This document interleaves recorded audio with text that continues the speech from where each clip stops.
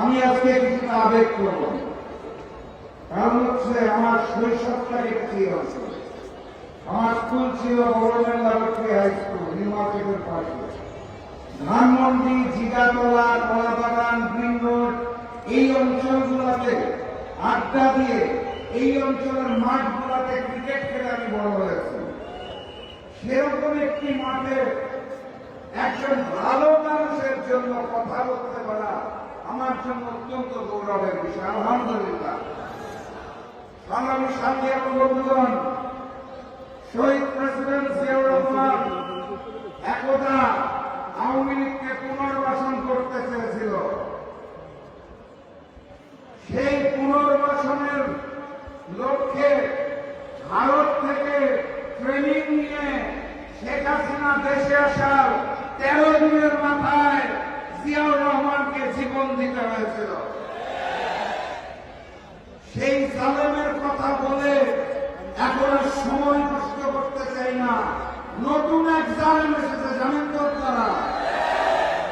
সেই জালেম হিন্দুস্তানের সাথে, ভারতের সাথে চুক্তি করে বাংলাদেশকে আবারও ভারতের করদ রাজ্য বানাতে চায়। লন্ডন থেকে এক নতুন মুফতি এসেছে, আসার আগে ভারতে দস্তখত দিয়ে এসেছে। আওয়ামী লীগ পুনর্বাসন চলবে না, ভারতীয় আধিপত্যবাদ চলবে না। সুশীল আওয়ামী লীগের কথা শোনা যাচ্ছে। গত 2-3 দিন ধরে খেয়াল করেছেন কিনা জানি না, হঠাৎ করে সাকিব আল হাসানের নামটা বড় বেশি শোনা যাচ্ছে। তাকে ফিরিয়ে আনার চেষ্টা করা হচ্ছে। এই নতুন আওয়ামী লীগ যদি আসে, ভারতীয় আধিপত্যবাদ যদি আসে, জুলাইয়ে যারা যুদ্ধ করেছে তারা সকলে অপরাধী হিসেবে চিহ্নিত হবে। সংগ্রামী সাথী এবং বন্ধুগণ, কথাবার্তা পরিষ্কার। এই নতুন বাংলাদেশে আগামী নির্বাচনে গণভোটে 12 তারিখে হাতে জয়যুক্ত করতে হবে।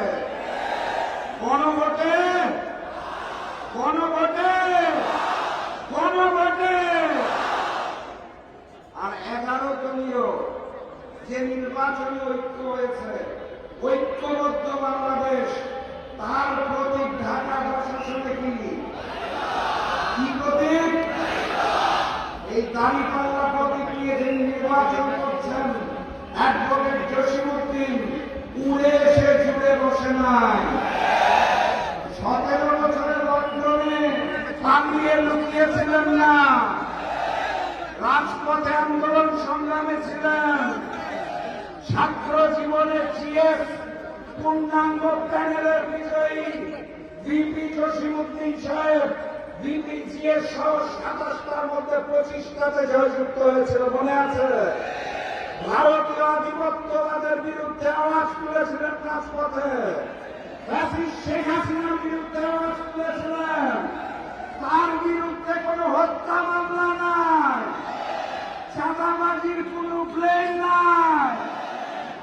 ঢাকা 10 আসনে দরকার জসিমউদ্দিন সরকার। কথাবার্তা বুঝা গেছে? 12 তারিখ ওই নতুন জালেমকে লাল কার্ড দেখিয়ে দিবেন, দাঁড়িপাল্লায় সিল দিবেন, গণভোটে হা বলবেন।